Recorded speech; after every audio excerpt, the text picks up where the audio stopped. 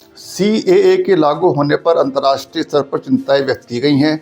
संयुक्त राष्ट्र के मानवाधिकार उच्चायुक्त के कार्यालय के एक प्रवक्ता ने रॉयटर्स से कहा कि सीएए मूलभूत रूप से भेदभावपूर्ण है। जैसा कि हमने 2019 में भी कहा था, हमें चिंता है कि भारत का सीएए मूलभूत रूप से भेदभावपूर्ण है और भारत के अंतर्राष्ट्रीय मानवाधिकार दायित्व का उल्लंघन करता है। हमारा कार्यालय अभी यह मालूम करने की कोशिश कर रहा है कि सीएए के नियम अंतर्राष्ट्रीय मानवाधिकार कानून के अनुकूल हैं या नहीं। अमेरिकी सरकार ने भी इस कानून को लेकर चिंता जाहिर की है। अमेरिकी विदेश मंत्रालय के प्रवक्ता ने ईमेल पर रॉयटर्स को बताया, हम 11 मार्च की सीएए की अधिसूचना को लेकर चिंतित हैं। इस कानून को कैसे लागू किया जाएगा, हम इसकी करीब से निगरानी कर रहे हैं। धार्मिक स्वतंत्रता का आदर करना और कानून के तहत सभी समुदाय के साथ बराबरी से पेश आना मूलभूत लोकतांत्रिक सिद्धांत है। एक्टिविस्टों और मानवाधिकार वकीलों का कहना है कि प्रस्तावित एनआरसी के साथ मिलकर यह कानून भारत के मुसलमानों के खिलाफ भेदभाव कर सकता है। हालांकि भारत सरकार ने इस समय एनआरसी को लागू करने के बारे में कुछ नहीं कहा है।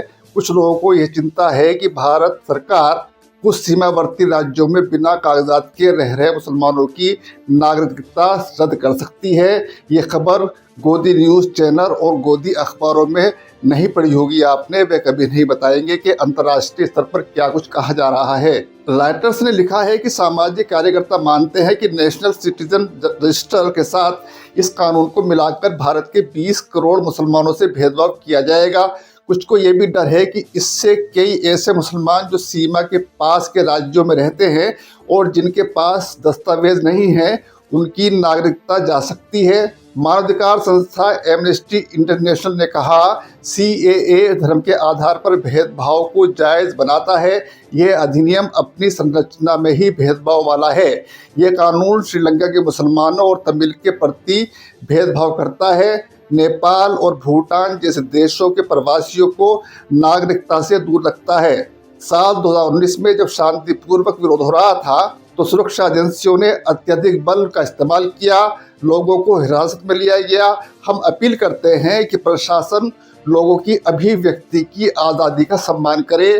अमेरिकी अखबार न्यूयॉर्क टाइम्स ने लिखा है, भारत में चुनाव से कुछ हफ्ते पहले नागरिकता कानून लागू किया जा रहा है। कानून दिल्ली में साल 2020 में दंगों के बाद से ठंडे बस्ते में पड़ा था। न्यूयॉर्क टाइम्स लिखता है कि भारत में अप्रैल और मई में चुनाव होने वाले हैं और चुनाव की तारीखों की घोषणा इसी महीने होने वाली है। NYT ने लिखा है, इससे ठीक पहले ही ये कानून लागू करके मोदी ने जनता को अपना वादा पूरा करने का संकेत दिया है और हिंदू शरणार्थियों वाले जिलों में ये कदम मोदी के लिए चुनावी गणित को बदल सकता है।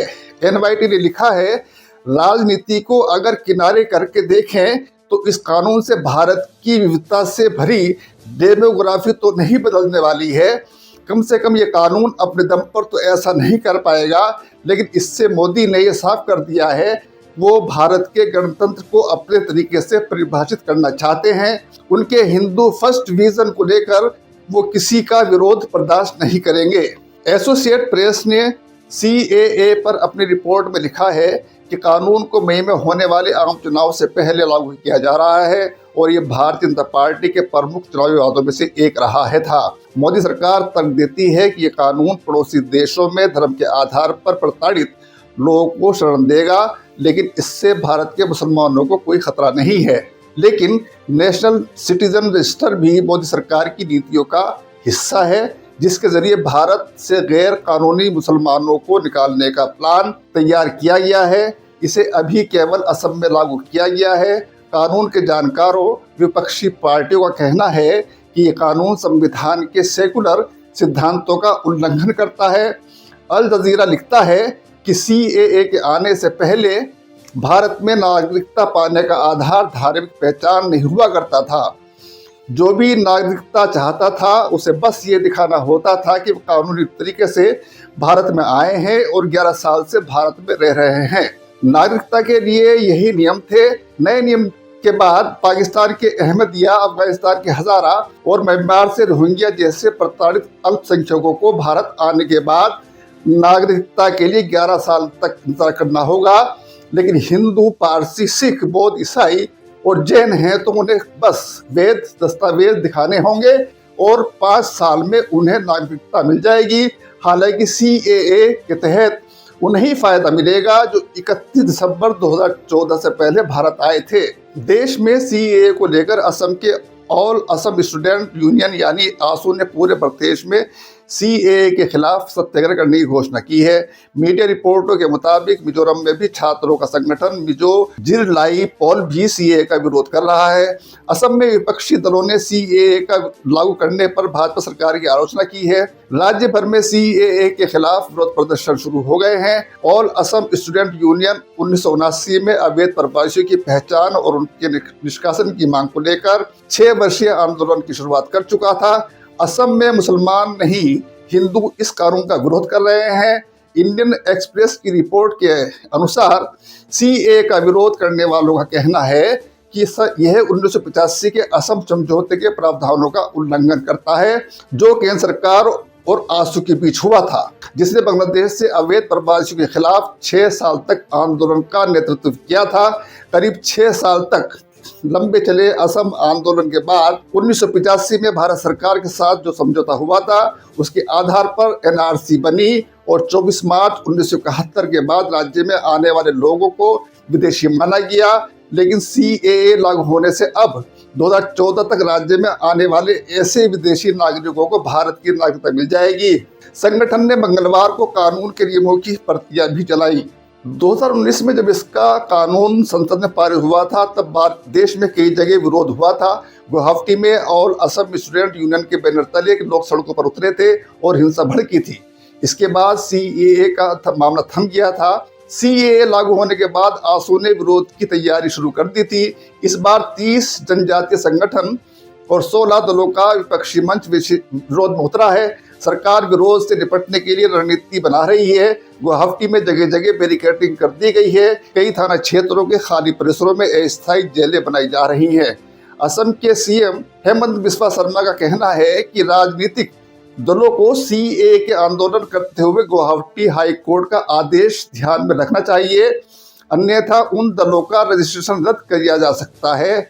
मतलब आंदोलन करना भी अब गुनाह बना दिया गया है। ऑल असम स्टूडेंट्स यूनियन के महासचिव शंकर ज्योति बरुआ का कहना है कि सीएए असम के सांस्कृतिक और जनसांख्यिक ताने बाने के लिए खतरा है।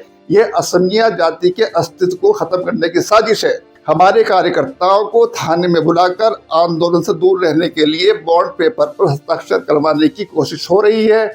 सबके घरों में नोटिस भेजा जा रहा है। दरअसल एनआरसी में नाम नहीं आने से हिंदू बंगाली समुदाय भाजपा से नाराज है, लिहाजा सीएए के जरिए बंगाली हिंदुओं को नागरिकता देने की कोशिश की जा रही है। अगर असम में हिंदू बंगाली भाजपा के खिलाफ जाते हैं तो पार्टी को इसका नुकसान पश्चिम बंगाल में भी उठाना पड़ेगा। असम में 34% मुसलमान हैं जबकि 70 लाख हिंदू बंगाली हैं। ये भाजपा का ही वोट बैंक है। पूर्वोत्तर के 8 राज्यों के छात्र संघों की शीर्ष संस्था नॉर्थ ईस्ट स्टूडेंट ऑर्गेनाइजेशन यानी NESO ने बुधवार को पूरे क्षेत्र में नागरिकता संशोधन अधिनियम के नियमों की प्रतियां जलाई और कानून को तत्काल रद्द करने की मांग की। रायजोर दल, वीर रचित सेना और कृषक मुक्ति संग्राम समिति के कार्यकर्ताओं ने शिवसागर में एक विरोध मार्च निकाला। पुलिस ने प्रदर्शन स्थल से इनके नेताओं को हिरासत में लिया। NESO के मुख्य सलाहकार समुज्जुल कुमार भट्टाचार्य ने कहा कि संगठनों के सदस्यों ने विवादास्पद अधिनियम के कार्यान्वयन के विरोध में मंगलवार को भी कानून की प्रतियां जलाई थी। कांग्रेस की असम इकाई के अध्यक्ष भूपेंद्र कुमार बोरा ने कहा कि राज्य लंबे समय से आप्रवासन की समस्या को झेल रहा है, इसलिए सीएए के खिलाफ विरोध प्रदर्शन जारी रहेगा। राज्य पर विदेशियों का और अधिक बोझ नहीं बढ़ाया जा सकता। हम सभी ने असम समझौते को स्वीकार कर लिया है और राज्य में आने वाले सभी लोगों को भारतीय नागरिकता देने की समय सीमा 24 मार्च 1971 है। इसके बाद आने वाले व्यक्ति को निर्वासित करना होगा। बोरा ने दावा किया कि भाजपा ने 2016 में विधानसभा चुनाव से पहले राज्य से सभी अवैध अप्रवासियों को निर्वासित करने का वादा किया था, लेकिन अब वोट बैंक की राजनीति के लिए अपने वादे से मुकर गई है। सीएए से किसी को फायदा हो या नहीं, लेकिन भाजपा को चुनाव में जरूर फायदा हो सकता है। 16 जून 2018 को हापुड़ जिले के बजेड़ा खुर्द गांव में गोकशी की अफवाह पर कासिम की मॉब लिंचिंग में हत्या कर दी गई थी। 12 मार्च को इस मामले में अदालत ने 10 लोगों को आजीवन कारावास की सज़ा सुनाई है। इस खबर को क्या आपने गोदी मीडिया में प्रमुखता से छपा हुआ देखा है? नहीं देखा होगा, क्योंकि गोदी मीडिया ऐसी खबर नहीं छापता। गोदी मीडिया तब प्रमुखता से खबर छापता जब दूसरे समुदाय को किसी मामले में सज़ा होती। मॉब लिंचिंग इस देश पर अभिशाप है। अक्सर मॉब लिंचिंग की घटनाएं सामने आती रहती हैं। ये घटनाएं अक्सर अफवाह के बल पर होती हैं। ऐसा लगता है जैसे जानबूझकर अफवाह फैलाई जाती है और भीड़ बिना सच जाने किसी को बेरहमी से पीटने लगती है और उसकी जान ले लेती है। 16 जून 2018 को बजेड़ा खुर्द के जंगल में ऐसा ही हुआ था। पुलिस ने इस मामले की एफआईआर में रोड रेज बताया था। पुलिस को घटनास्थल से न कोई गाय मिली थी और न ही गोकशी से जुड़े किसी तरह के हथियार बरामद हुए थे। इस मामले में मीडिया की भूमिका भी संदिग्ध रही थी।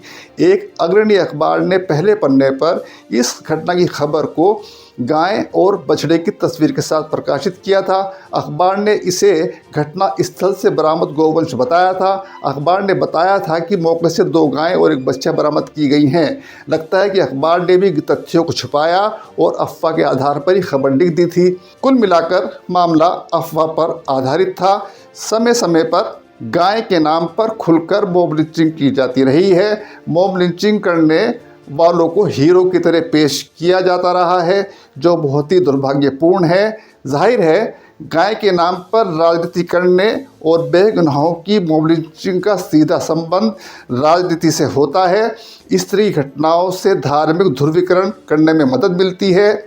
धार्मिक ध्रुवीकरण का किस राजनीतिक दल को फ़ायदा होता है, यह सब जानते हैं। हापुड़ में मॉब लिंचिंग करने वालों को मिला आजीवन कारावास नज़ीर बनेगा और संदेश जाएगा कि महज अफवाह के आधार पर किसी की जान लेना कानून के शिकंजे से नहीं बचा जा सकता।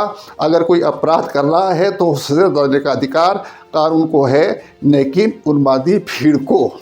इसलिए मॉब लिंचिंग जैसी घटनाओं से बचा जाना चाहिए। ये बहुत बुरी और ख़तरनाक बात है। बहुत बहुत शुक्रिया।